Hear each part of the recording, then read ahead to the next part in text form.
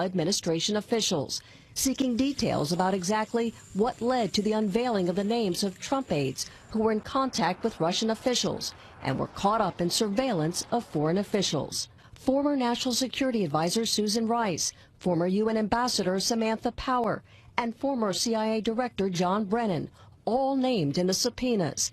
A senior aide claims Nunes was acting separately from the Russia investigation, and his aides stress Nunes never entirely recused himself, that he only temporarily stepped aside.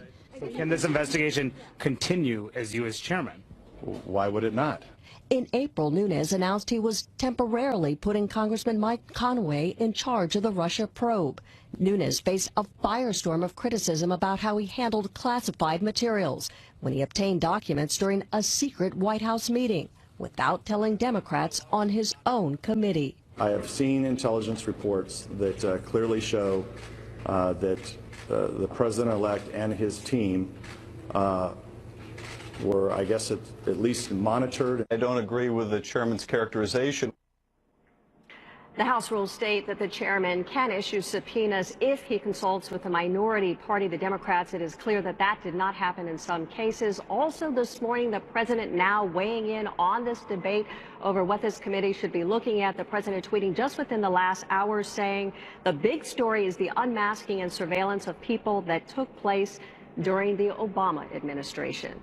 Allison, Chris. All right, Suzanne, thank you very much. Thus guaranteeing another news cycle of appraising what the president just tweeted and whether or not the Russia probe should really just be about the unmasking and the leaks. Let's bring in our panel. CNN political director David Chalian, CNN political national security analyst David Sanger, and CNN political analyst Jackie Kucinich. Mr. Sanger, is the president correct that that is really the story that matters, the unmasking and surveillance, and therefore Nunes once again is doing the bidding of the White House?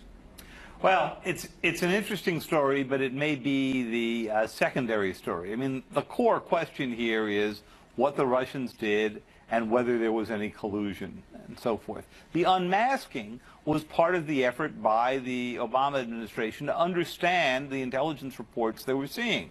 And I can understand their confusion because even to this day, long after they've left office or months after they've left office, we're still trying to understand what the nature of the relationship, if any, was between the Trump transition team, the Trump campaign before that, and the Russians.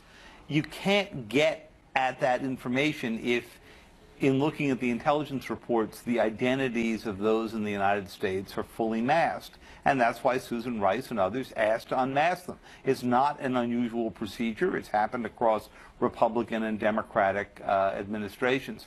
The way the president phrased this tweet, though, he walked back to looking at the question of surveillance of him. I think we've pretty well established at this point by both Democrats and Republicans that if there was surveillance underway of members of his transition, it was incidental. It was picked up while they were talking to the Russians. And nobody has alleged yet, other than the president, that it was directed right at him.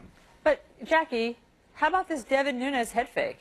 He didn't step down. He didn't recuse himself. He's clearly quite involved. He's issuing these subpoenas.